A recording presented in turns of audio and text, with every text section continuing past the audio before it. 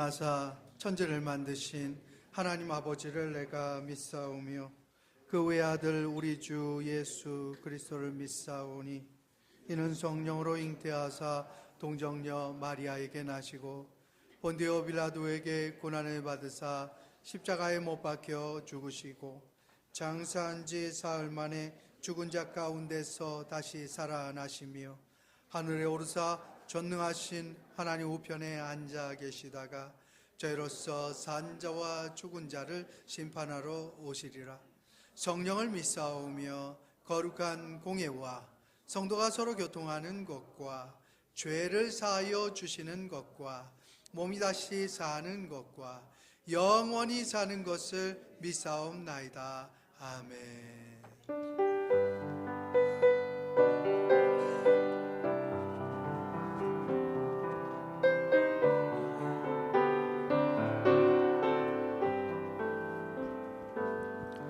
갈보리 산 위에 십자가 섰으니 주가 고난을 당한 표라. 험한 십자가를 내가 사랑하는 주가 보혈을 흘림이라. 최후 승리를 얻기까지 주의 십자가 사랑하리.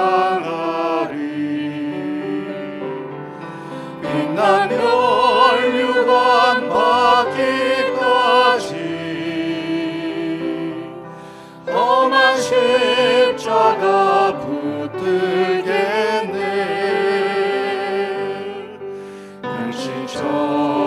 전대받은 주의 십자가에 나의 마음이 끌리도다. 귀한 어린 양이 세상 죄를 지고 험한 십자가 지셨도다.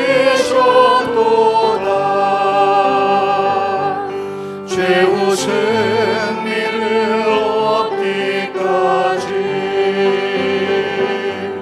주의 십자가 사랑하리. 빛난 멸류관 받기까지 험한 십자가 붙들겠네. 험한 십자가에 주가 흘린 피를 믿는 마음으로 바라보니 나를 용서하고 내 죄 사하시려 주가 흘리신 보혈이라. 최후 승리를 얻기까지 주의 십자가 사랑하리. 빛난 멸류관 받기까지 험한 십자가 붙들겠네. 주님 예비하신 나의 보양집에 나를 부르실 그날에는 영광 중에 계신 우리 주와 함께 내가 죽도록 충성하리. 최후 승리를 얻기까지 주의 십자가 사랑하리. 빛난 멸류관 받기까지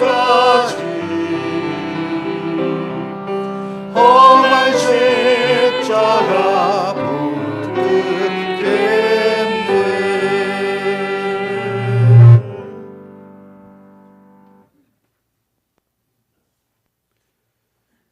만군의 여호와 곧 하늘을 펴시며 땅에 터를 세우시며 사람 안에 심령을 지으신 거룩하신 하나님 아버지, 허물 많은 저희들을 사랑하사 지난 한 주간도 주님의 평강으로 지켜주시고 귀한 주일 예배를 위하여 주의 전에 모이게 하심을 감사드립니다.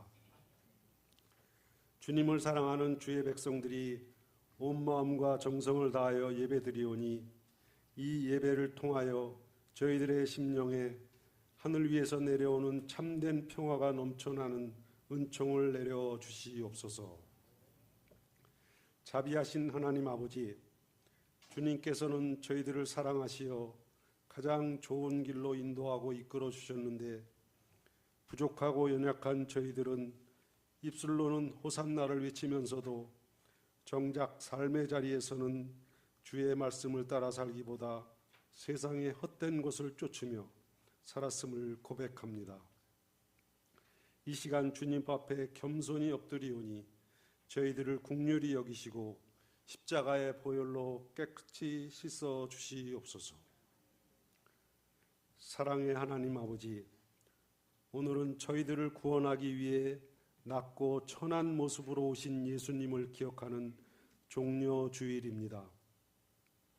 하나뿐인 독생자 예수 그리스도를 저희들의 죄를 사하시기 위해 아낌없이 내어주신 하나님의 무한한 사랑에 감사드리며 어린 나귀를 타시고 예루살렘에 입성하신 주님처럼 저희들도 세상의 자랑과 명예를 내려놓고 한없이 낮아지게 하여 주시옵소서. 내일부터 고난주간 특별 새벽 기도회가 시작됩니다. 이번 고난주간 새벽 기도회를 통하여 매일 아침 예수님을 만나는 기쁨으로 살아가게 하시고 십자가의 고난을 통하여 보여주신 하나님의 한없는 사랑을 깊이 깨닫게 하여 주시옵소서. 은혜가 풍성하신 하나님 아버지, 안디옥 교회를 사랑하여 주시고 성장과 부흥을 허락하시어 참 사랑의 공동체로 거듭나게 하심을 감사드립니다. 저희 교회가 아브라함과 같이 복의 근원이 되게 하시고 천국을 소망하는 성도 간에 서로 중보기도로 힘이 되어 주어 기도로 승리하는 저희들 되게 하여 주시옵소서. 부활의 주님을 증거하고 갈 길을 몰라 방황하는 영혼들을 구원하며 그리스도의 은혜와 사랑을 전파하는 하나님의 사역에 크게 쓰임받는 주님의 교회가 되게 하여 주시옵소서. 오늘 말씀을 선포하실 목사님 위에 특별한 은혜와 능력으로 동행하여 주사 주님의 음성을 담아내기에 부족함이 없도록 지켜주시옵고 듣는 저희들에게 깨닫는 은혜를 허락하시어 삶의 해답을 찾고 헌신과 순종을 다짐하는 귀한 시간이 되게 하여 주시옵소서. 귀한 찬양으로 영광 돌리는 찬양대와 예배를 위해 봉사하는 모든 손길들을 주님께서 축복하여 주시옵고 그들의 헌신과 수고를 기억하시어 삶 속에서 하나님의 풍성한 은혜와 복이 넘치게 하여 주시옵소서. 예배의 시종을 성령님께서 인도하여 주실 줄 믿사오며 지금도 살아 역사하시는 거룩하신 예수 그리스도의 이름으로 기도하옵나이다. 아멘.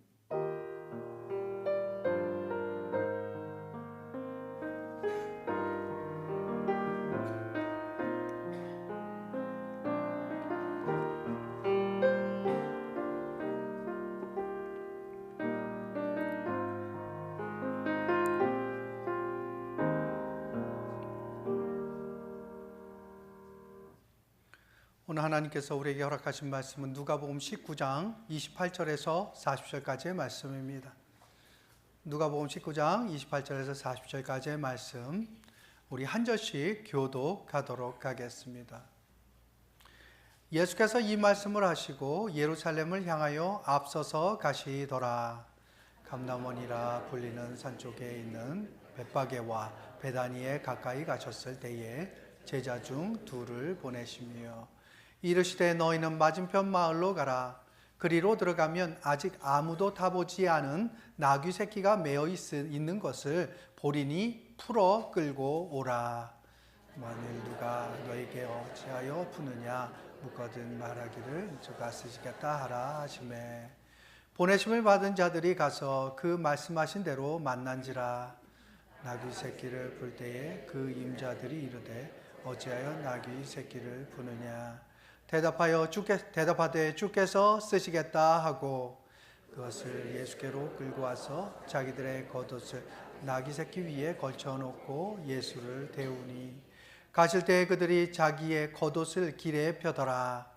이미 감람산 내리막길에 가까이 오심에 제자의 온 무리가 자기들이 본 바 모든 능한 일로 인하여 기뻐하며 큰 소리로 하나님을 찬양하여 이르되 찬송하리로다. 주의 이름으로 오시는 왕이여 하늘에는 평화요 가장 높은 곳에는 영광이로다 하니 무리 중 어떤 바리새인들이 말하되 선생이여 당신의 제자들을 책망하소서 하거늘 함께 읽겠습니다. 대답하여 이르시되 내가 너희에게 말하노니 만일 이 사람들이 침묵하면 돌들이 소리 지르리라 하시니라. 아멘.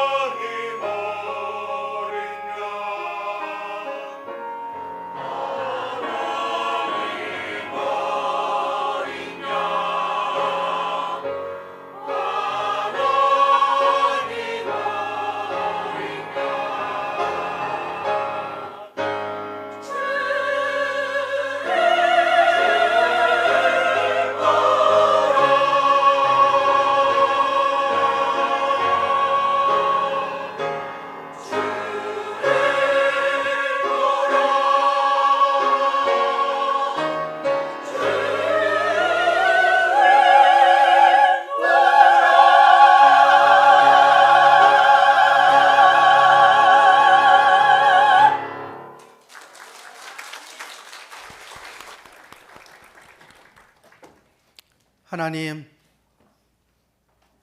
우리가 주를 바라보는 복된 이 고난주간 될 수 있도록 역사하여 주시옵소서.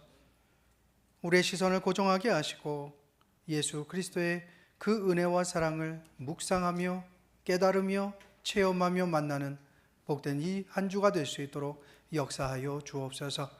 귀한 시간 말씀 듣고자 합니다. 우리 심령을 열어주시고 주의 은혜와 사랑의 그 말씀이 우리 마음밭에 새겨지는 복된 이 예배 되도록 인도하여 주실 것을 믿사오며 거룩하신 예수님의 이름으로 기도합니다. 아멘.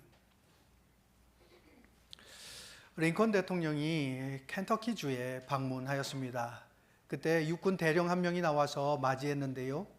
그 대령이 무엇을 대접할까 이게 생각을 하다가 사무실에 도착하자마자 얼음을 탄 위스키를 대접을 했어요. 그랬더니 정중히 사절을 하는 거예요. 그럼 뭐라고 말하냐면, 대령 고맙네, 그러나 내가 이것을 먹을 수는 없네 라고 말을 하는 거예요. 그래서 대령이 또 뭘 대접해야 되나 생각하다가 소중히 갖고 있었던 담배를 이렇게 대접을 했어요. 그랬더니 또 거절을 하시는 거예요. 그런데 이번에는 링컨 대통령이 내가 왜 사양을 하는지 그 이유를 말해주겠네, 그러면서 얘기를 시작하는 거예요. 내가 9살 때였습니다. 그때 어머니는 많이 위독하셨고 나는 어머니 그 침대 옆에 서 있었지요. 그때 어머니가 이렇게 말씀하셨어요. 아들아, 나는 아무리 봐도 회복되기가 힘들 것 같다. 나한테 딱 한 가지만 약속해다오. 평생 사는 동안에 술과 담배를 입에 대지 않겠다는 것을 약속해다오. 나는 그때 약속을 했습니다. 그래서 대령의 요청에 그리고 그 대접에 응하지 못한 것을 미안하게 생각합니다. 그러나 저는 어머니와의 약속을 지켜야겠습니다. 그러자 대통령이 그런 말씀을 하시는데 너무 존경스러운 거예요. 그래서 대령이 머리를 조아리면서 존경을 표했다는 것이지요. 한 사람이 어머니와의 약속을 지키기 위해 평생 술, 담배를 대지 않았다. 이거 대단한 것이지요. 멋있죠. 존경스러워요. 그렇다면 우리 아버지 하나님은 어떠실까요? 우리 하나님은 약속을 지키시는 분이십니까? 우리 하나님은 절대로 약속하신 것을 어길 수 없는 분 맞으십니까? 그죠? 우리 하나님은 한 번 약속하시면 절대로 어기지 않으시는 그런 분이십니다. 그 약속하셨기 때문에 아들도 보내주시잖아요. 아들도 죽는 자리에 내어주시잖아요. 하나님께서 하신 약속 때문인 것입니다. 오늘 그 약속을 따라서 예수님께서 십자가를 지실 때가 되신 겁니다. 그리고 예루살렘에 들어오셨어요. 이제 예루살렘은 마지막 사역지가 될 것입니다. 이제 다가오는 일주일은 예수님에게 있어서 상상할 수 없는 아픔과 고난과 핍박과 순환이 기다리고 있습니다. 채찍에 맞아 온몸이 찢어지고 끝내 십자가에서 달려 돌아가시는 그런 순간이 된 것이지요. 왜 이렇게 당하셨을까요? 사람들이 믿지 못하는 거예요. 어떻게 자신을 하나님이라고 말하냐는 거예요. 어떻게 자신을 메시아라고, 왕이라고 말할 수 있냐는 거예요. 그러나 우리 예수님 진짜 메시아이시거든요. 진짜 왕이시요 하나님이시거든요. 오늘 본문 말씀을 통해서 예수님이 정말 메시아였다는 것을 함께 나누고자 합니다. 그리고 우리의 마음 가운데 다시 한번 이 고난주간에 예수 그리스도를 우리의 마음 가운데 새기시는 복된 은혜가 있으시길 간절히 바랍니다. 첫째로 하나님이 약속하신 메시아입니다. 예수님은 지금 벳바게와 베다니를 지나고 계십니다. 이 말은 뭐냐 하면 예루살렘으로 점점 한 걸음 한 걸음 다가가고 있었다는 것이에요. 예수님은 갑자기 두 제자에게 평상시와 달리 아직 이해할 수 없는 말씀을 하십니다. 이렇게 말씀하시죠. 건넌 마을로 가면 아직 아무도 타지 않은 어린 나귀가 있을 거다. 풀어 갖고 와라. 이렇게 말씀하세요.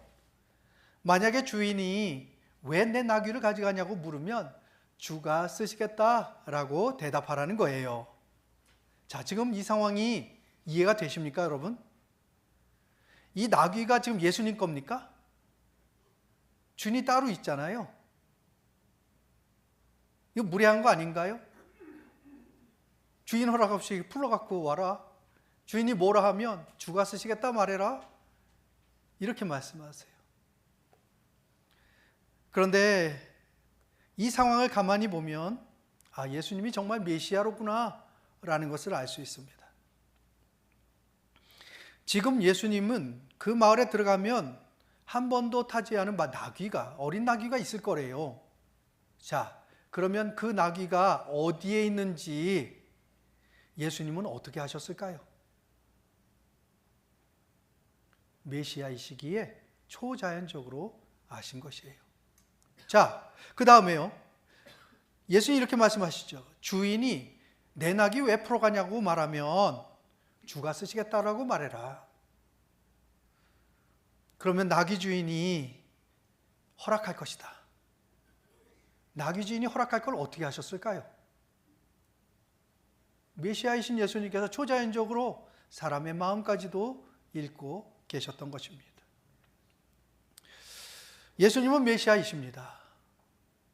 그래서 지금 예루살렘에 들어오자마자 처음 보여주신 것이 뭐냐면 이 어린 나귀를 통해서 내가 메시아다라는 것을 사람들에게 먼저 보여주신 거예요. 그런데 더 놀라운 것은 뭐냐면 구약 성경에 이게 예언이 되어 있다는 거죠. 메시아는 어린 나귀를 타고 예루살렘에 들어올 것이다 라는 것이 이미 성경에 쓰여져 있다는 겁니다. 자, 우리 스가랴서 9장 9절 말씀 같이 한번 읽어보도록 하겠습니다. 시온에 따라 크게 기뻐할지어다.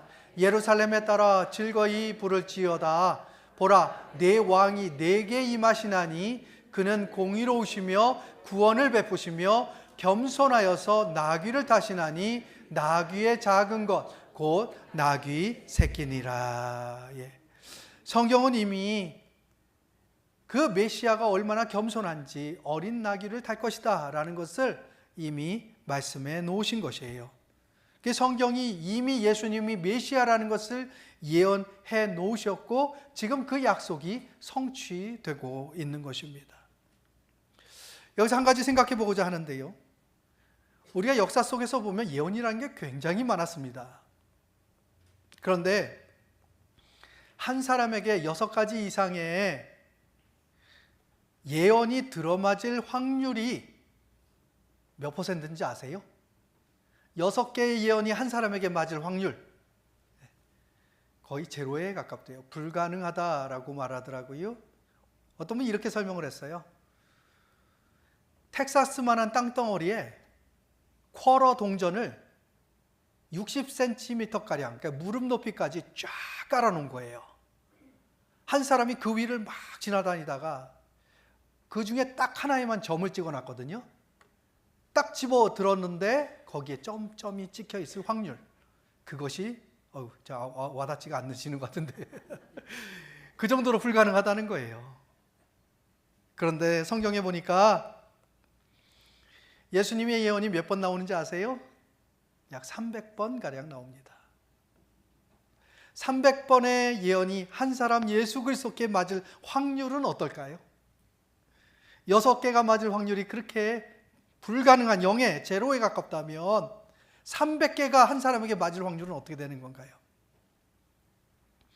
우리가 성경에 눈을 뜨면 점점 알아가는 것이 있는데 뭐냐면 구약 성경을 읽으면서도 예수 그리스도가 그 안에 발견되더라는 거예요. 구약이 정확하게 예수님을 묘사하고 있어요. 얼마나 확실하게 말하는지 몰라요. 때로는 이런 생각도 들지 않으세요? 야, 이거 예수님 오신 다음에 구약 성경이 쓰여졌나? 왜냐하면 너무 많이 구약 성경이 예수님에 대해서 말하고 명확하게 그 모습을 그려내고 있으니까 그런 생각까지 하게 되더라는 겁니다. 300번. 구약 성경의 300번의 약속이 예수님께 맞았다. 이거는 하나님이 고의적으로, 의도적으로 계획하신 일이다 라는 것을 말해주고 있는 것입니다. 그리고 참으로 하나님의 백성들에게 나타나는 특징이 있는데, 이 메시아가 마음속에 믿어지더라는 거예요. 제자들 보세요. 이 사람들 예수님 십자가에 달렸을 때 어떻게 했습니까? 다 도망갔잖아요. 요한만 빼고는요, 다 도망갔어요. 이들의 삶이 그런데 180도 바뀌어집니다. 이제는 복음을 위해 내 목숨을 내어놓기 시작을 했어요. 요한 이외에 모든 제자들이 다 순교한 거 아시죠? 왜 이렇게 바뀌었을까요? 왜 180도 바뀐 겁니까? 예수 그리스도가 진짜 메시아라는 것을 안 거예요. 진짜 메시아 예수님을 만난 거예요. 그리고 체험한 것입니다. 그러니까 지금까지 도망갔던 모습은 다 사라지고 이제 죽기까지 충성하는 그 제자들의 모습이 거기에 나와 있는 것입니다. 이 세상에 그 어떤 사람이 참된 것이 아니라 거짓을 위해 내 생명을 드릴 수 있습니까? 제자들은 메시아 예수님을 정말 만난 것이에요. 그리고 지금 우리에게도 묻고 계십니다. 예수님이 하나님이 약속하신 메시아라는 것을 여러분은 믿으십니까?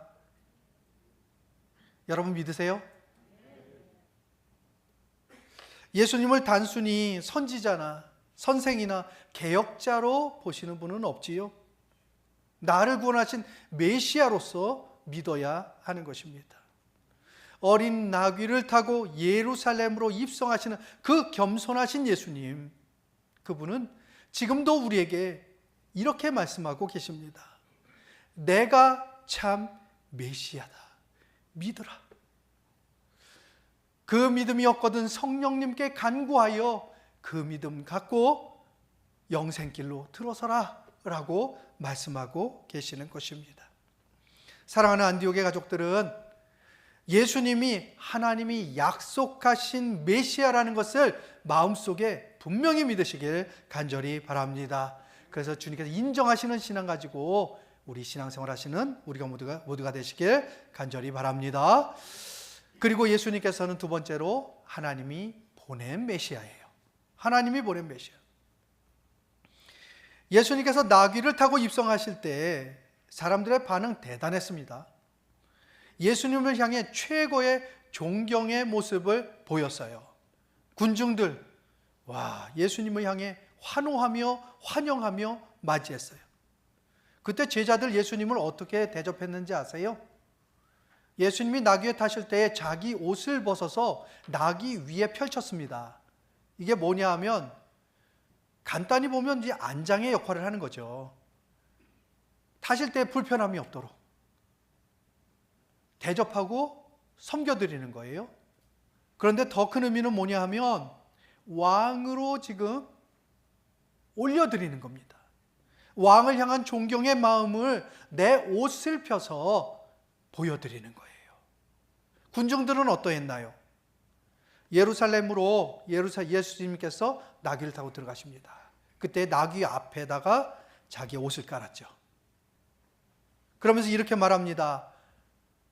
주의 이름으로 오시는 왕이여, 하늘에는 평화요 가장 높은 곳에는 영광이로다. 이렇게 말을 해요.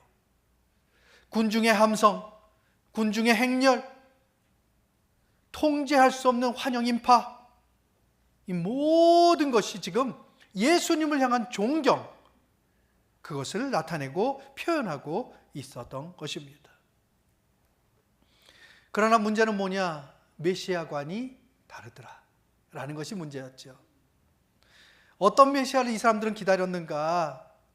바로 예수님은 정치적인 메시아가 되어야 한다. 우리를 구원하고 로마와 싸워 이스라엘을 독립시키고 부국강병하게 해야 된다라는 내가 바라는 메시아를 기다리고 있었어요. 그런데 예수님은요, 하나님의 뜻을 이루기 위하여 하나님이 보내신 메시아예요. 그러니까 그분은 왜 왔냐면 우리를 위하여 대신 죽어주시고 죄의 용서함의 길을 여시고 영생의 길을 열어주기 위해 이 땅에 오신 분이라는 거예요. 영적인 메시아라는 거죠. 그러니 사람의 생각, 사람의 뜻을 이루어주기 위해서 오신 메시아가 아니라 하나님의 생각, 하나님의 뜻을 위하여 하나님이 보내신 메시아라는 것입니다. 예수님의 마음은 언제나 하나님께 집중되어져 있었어요. 하나님의 계획, 하나님의 마음, 거기에만 신경을 쓰고 계셨습니다. 그러니까 예수님을 왕 삼으려고 했잖아요, 사람들이. 그때 어떻게 반응하세요? 그걸 떠나시잖아요. 우리는 여기서 예수님이 어떤 메시아라는 것을 다시 한번 명확히 해야 됩니다. 그분은 영적 메시아예요. 그분은요, 우리의 죄를 용서하시고 영생으로 인도하시기 위해 오신 메시아예요. 하나님의 뜻을 이루기 위하여 하나님이 보내신 메시아라는 것입니다. 그렇다고 해서 능력이 없는 분은 아니었어요. 분명히 우리의 뜻, 우리의 소원을 이루어줄 수 있는 그런 능력이 있으신 분이에요. 그래서 우리가 신앙이 어릴 때에는 예수님을 바라볼 때 내 소원을 이루어주시는 예수님, 그 예수님께 매달려서 기도할 때도 있지요. 그런데 신앙이 크고 자라기 시작을 하면서 성숙해지면서 예수님이라는 분은 하나님의 원대한 뜻을 이루기 위해 오신 분이구나 라는 걸 알게 되죠. 그때부터 우리의 기도도 바뀌는 거예요. 이제 순간적인 이 땅의 축복보다도 저 영원한 축복, 영원한 하나님의 나라, 영원한 영생, 저 천국을 바라보며 영원한 하나님의 뜻을 이루기 위하여 기도하기 시작하더라는 거지요. 그것이 바로 영적 성숙의 단계로 나아가는 것입니다. 작은 우리의 축복을 바라던 기도에서부터 변해 이젠 예수님과 같이 하나님의 뜻을 알고 하나님의 뜻을 이루어드리는 그 기도로 더욱더 나아가야 한다는 것입니다.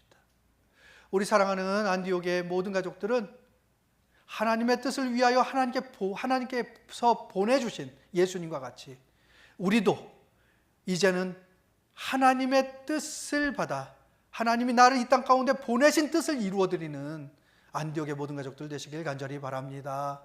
그래서 주의 마음을 시원케 할 수 있는 것입니다. 셋째로 찬양받으실 메시아이십니다. 지금 큰 무리의 사람들이 예수님을 환영하고 있어요. 찬양하고 있습니다. 그때 옆에 있던 바리새인들이 뭐라고 말하냐면요, 39절 말씀 같이 한번 읽어보도록 하겠습니다. 무리 중 어떤 바리새인들이 말하되 선생이여 당신의 제자들을 책망하소서 하거늘. 지금 왜 바리새인들이 예수님에게 예수님 제자들 책망하세요 라고 말하는 걸까요? 먼저 그 이유를 알기 위해서 다른 걸 좀 살펴보아야 되는데요. 지금 예수님을 사람들이 어떻게 부르는지를 보시길 바랍니다. 지금 제자들과 모든 사람들은 예수님을 주라고 불러요. 주. 그런데 지금 방금 보셨듯이 바리새인들은 예수님을 누구라 불러요? 선생이라고 불렀습니다. 선생. 여기서 예수님을 바라보는 그 관점이 다르다는 걸 알 수 있죠. 바리새인들은요, 예수님을 바라볼 때 하나님 아닙니다. 예수님 메시아 아니에요. 사람이에요, 그냥. 그런데 좀 더 많은 것을 알고 있기 때문에 다른 사람들을 가르칠 수 있을 정도의 선생이라는 호칭을 받을 수 있을 정도의 사람인 것이에요. 그런데 다른 사람들은 어떻게 생각하죠? 주라 했습니다. 이것은 뭐냐 하면 하나님, 메시아, 그 말을 하는 거예요. 그러니까 바리새인들이 뭐라고 말하는 거냐면 왜 예수님 사람이시잖아요. 그런데 주라고 저 사람들이 말하고 있네요. 혼내세요. 이거 죄 짓는 겁니다. 이렇게 말하고 있는 거예요. 그러면 여기서 주라는 말이 왜 이렇게 중요할까요? 주라는 말이 도대체 무슨 의미를 갖고 있는 거기에 이렇게 따지고 드는 걸까요? 먼저 종교적으로 볼 때에 그 당시에 주라는 말은 하나님 한 분에게만 쓰는 말이에요.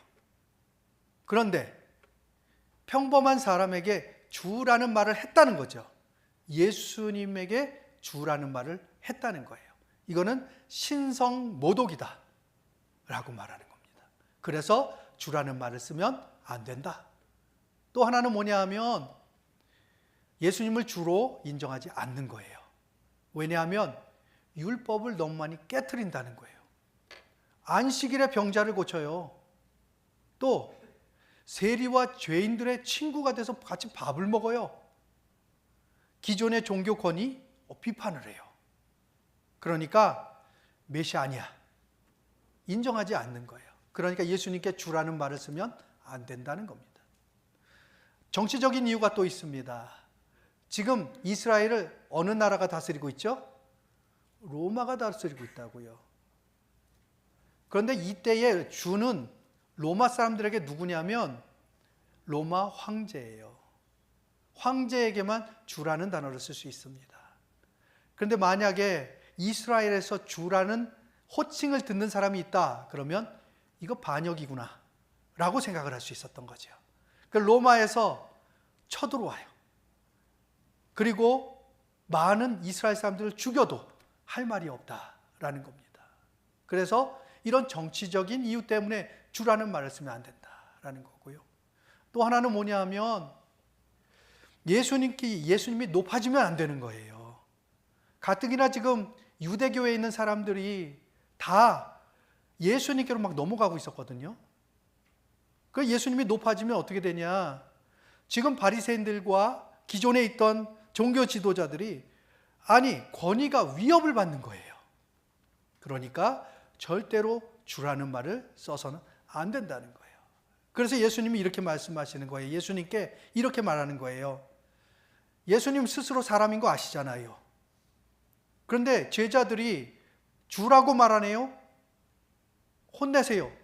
죄 짓는 거예요. 라고 말한 겁니다. 그때 예수님 어떻게 대답하시죠? 40절입니다. 우리 같이 한번 읽겠습니다. 대답하여 이르시되 내가 너에게 말하노니 만일 이 사람들이 침묵하면 돌들이 소리 지르리라 하시니라. 예. 이건 뭐냐면 바리새인들의 요구를 단번에 거절하신 겁니다. 예수님은 하나님이 보내신 메시아이심을 인정하는 거예요. 비록 지금 군중들이 메시아관이 잘못되어서 예수님을 바르게 바라보고 있지는 못해요. 그러나 분명한 것은 뭐냐? 예수님은 찬양받으시기에 합당한 메시아라는 것이에요. 그 누구도 예수님을 찬양하는 것을 방해해서는 안 된다, 막아서는 안 된다는 거예요. 그러면 하나님께서 돌을 들어서라도 찬양하게 만드실 것이다.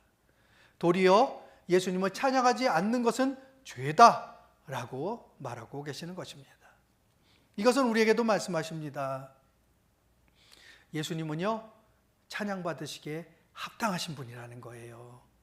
2000년 전에 우리의 죄를 위하여 십자가에 달려 돌아가시기 위하여 우리에게 영생의 문을 열어주시기 위하여 예루살렘으로 들어가신 그 예수님은 우리의 찬양을 받으시기에 부족함이 없는 참 메시아다라는 것을 오늘 말씀해 주고 계시는 것입니다. 때로는 우리의 삶에 이 찬양이 막히는 경우가 얼마나 많이 있습니까? 우리의 얼마나 많은 상황들, 사건들이 우리의 찬양을 막습니까? 또 얼마나 세상에 많은 것들이 우리의 찬양을 막나요? 그런데 그 순간에도 우리가 찬양할 이유가 있는 것이에요. 왜냐? 예수님은 찬양을 받기에 합당하신 메시아이시기 때문입니다. 우리가 형통할 때만 찬양하는 것이 아니라 힘들고 어려울 때에도, 아플 때에도 우리 하나님을 찬양하라고 하시는 거예요. 그분이 참 메시아요, 우리의 찬양을 받기에 합당하신 분이시기 때문입니다. 우리 일주일간 또 세상에 나가 고난절을 보내게 될 겁니다. 세상 사람들은 말할 거예요. 고난절이 큰 의미가 없어요. 예수님을 기억하지 않은 상태에서 많은 사람들이 살아갈 것입니다. 그러면 우리는 어떻게 살아야 하나요? 우리는 더욱더 예수님을 묵상하고 예수님을 만나고 체험하는 복된 이 고난 주간이 되시길 간절히 바랍니다. 예수님은요, 하나님이 약속하신 메시아예요. 예수님은 하나님이 보낸 메시아입니다. 그리고 예수님은 찬양받기에 합당하신 메시아이십니다. 우리 이 하나님의 뜻을 이루기 위하여 겸손히 나귀를 타고 들어오신 그 예수님 더 깊이 만나시길 간절히 바랍니다. 그 발걸음은요, 나를 위한 것입니다. 그 발걸음은요, 여러분을 위한 것이에요. 우리를 하나님의 백성 만들고 저 천국으로 인도하기 위하여 죽기 위해 예루살렘으로 들어오신 것입니다. 이번 고난주간에 그것을 더욱더 깊이 체험하시고 예수님을 만나는 복된 은혜가 우리의 삶과 우리 가정과 그리고 우리 일터에 충만하시기를 간절히 소원합니다. 우리 같이 기도하시겠습니다. 우리 함께 기도하실 때 이렇게 기도했으면 좋겠습니다. 이 고난주간